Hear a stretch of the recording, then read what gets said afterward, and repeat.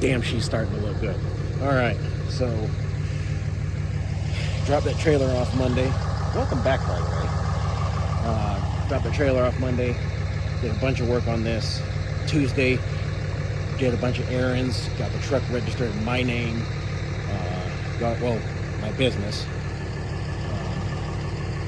Did some stuff needed to get done. Spend a little bit of time with the family. Wednesday, did a bunch more work on this.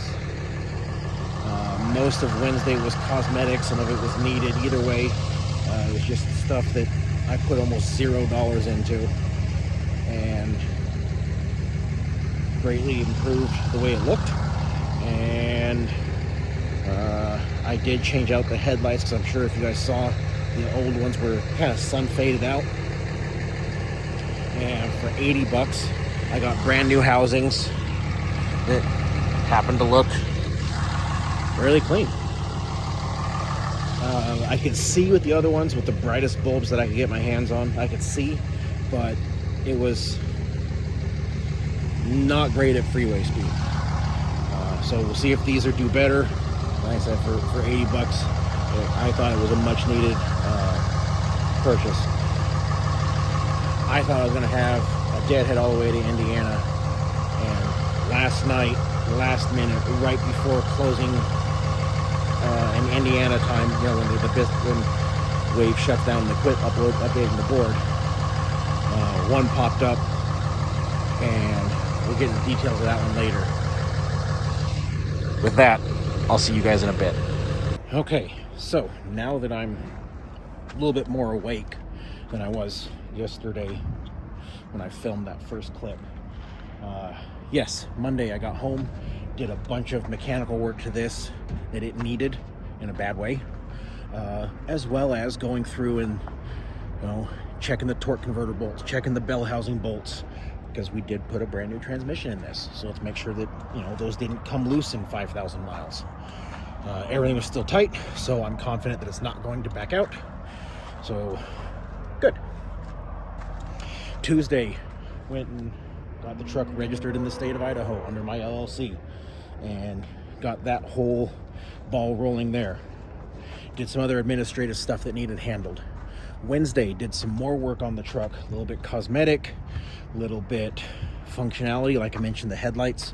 The other ones were just so sun-baked that, like I said, once you got up to like 70, 65, 70, depending whether or not it was loaded or empty, it got a little bit harder to see clearly down the road. So nabbed those for cheap. There was one set that was a little bit cheaper, but they couldn't be delivered until June 27th. So I figured for the extra $9, I can get overnight delivery and put them in before I get back on the road. Done. And then Thursday, Friday, spent time with the family. Got really lucky. This popped up on the board Friday night, and I just went ahead and nabbed it. I looked at the board, and it said Sunday delivery was a thing. Normally, that's not a thing, but it's a dealer transfer, and this dealership, where I've done transfers with them in the past, I walk in my paperwork, they just sign it. They don't look at the trailer, they don't inspect, they don't nothing. They just sign paperwork, send me on my way. So it kind of made sense that they might accept a Sunday delivery. Fly out, grab this thing Saturday, call the receiving dealership before I even leave, and they go, no, we're closed on Sundays. Okay.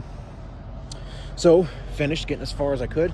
I'm still about an hour and a half from delivery, but I'm gonna get a reset in. So, I guess, yay, I get the 12 hours back that I spent Saturday. Anyway, I'll get a reset, go deliver this thing tomorrow morning, and take a peek at the load board, see if there's anything else heading east. Maybe I'll get lucky. And heading to Indiana. And most likely I'll run one or two short trailers there and get another one headed west and call that good. So thrilled to be back doing this. Doing it very differently this time, like I said before.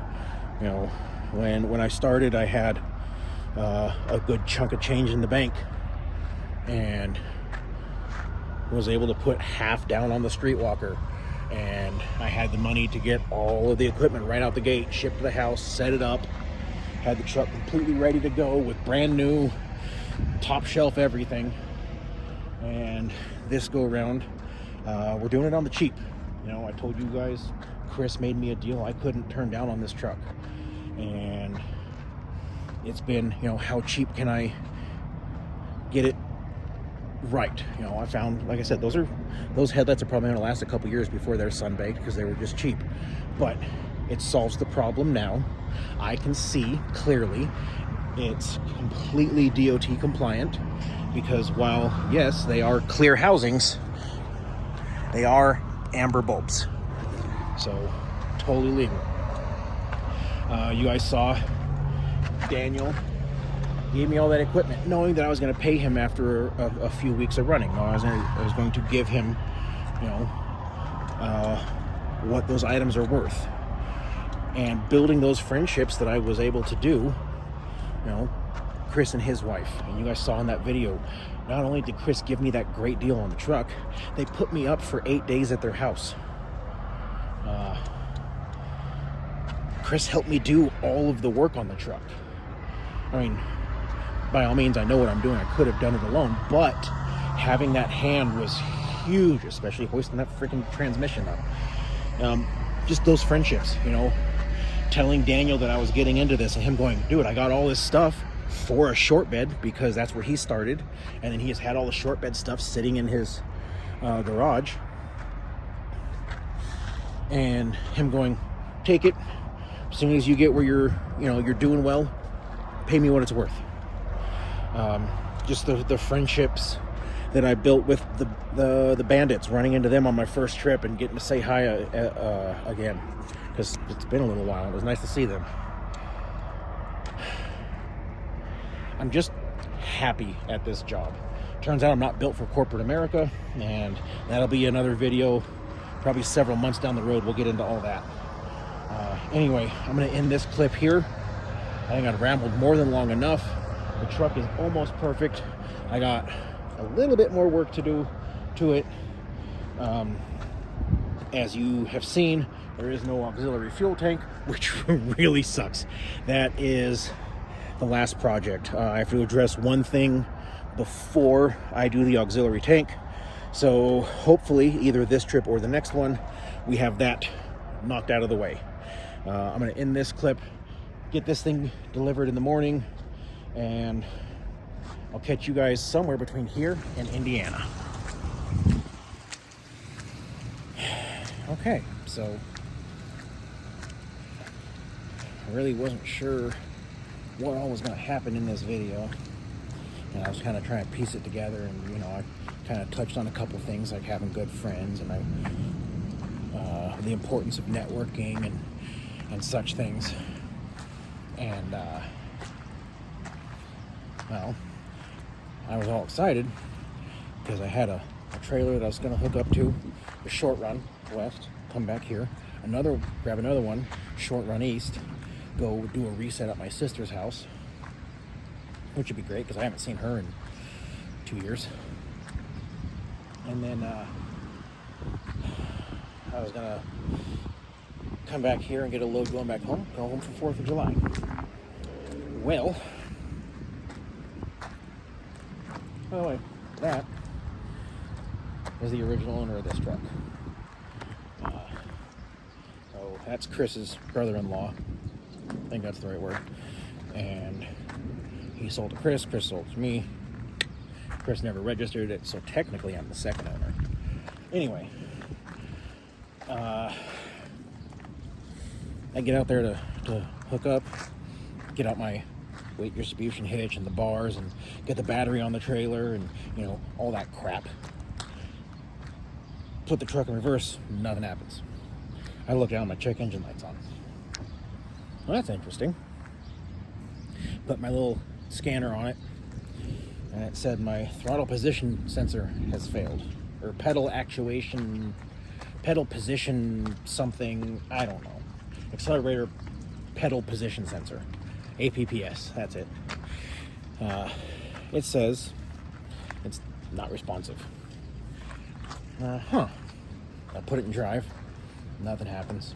I floor it, nothing happens, and then it starts to creep, and then all of a sudden it realizes that you've got it floored, and it takes off like a damn. Okay, well, I'm not pulling a camper like that. That's ask him to destroy the transmission, and I'm not doing it. Not to mention, I learned after I got back here, because I limped it back here at the driver's lounge because I figured there would be drivers here. Maybe if I don't have all the tools I need, someone here might. Part stores aren't very far away. I have amenities, shower and vending machines with food and everything in case I need it. There's a store and a couple restaurants and a Napa right here, all within walking distance. So I limped the truck over here.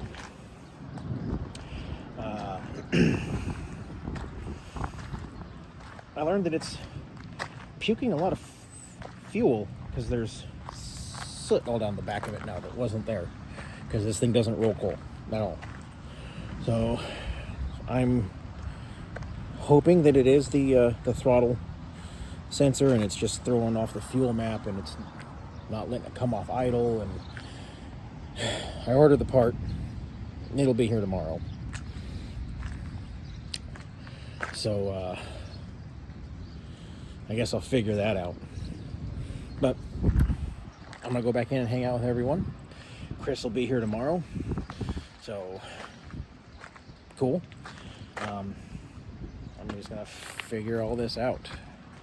This is the downside to having an old truck. Parts almost $300.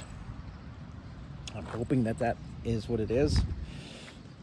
Oh, I'll show you exactly what we're talking about just because there is one. I thought I opened you. Yeah. Don't you forget it. This is, pretty sure this is the fault. These are fairly common to go out in these trucks. That was an old one that had been replaced, that had just been left in the truck, and then this one sat for 5 years or so. That's right over there. Sat there for about 5 years. So these are a known fault. That one sat, got all sorts of condensation and whatnot in it. So not horribly surprised that it went out. I'm really hoping that that's what it is. I'll find out tomorrow. Anyway, I'm gonna go back in there and hang out with everyone. And I guess I'm gonna end the video here, and that'll be it. Sugar Mama's first breakdown. So with that, I wish all of you out on the roads fair winds and following seas. Take care and have a great day.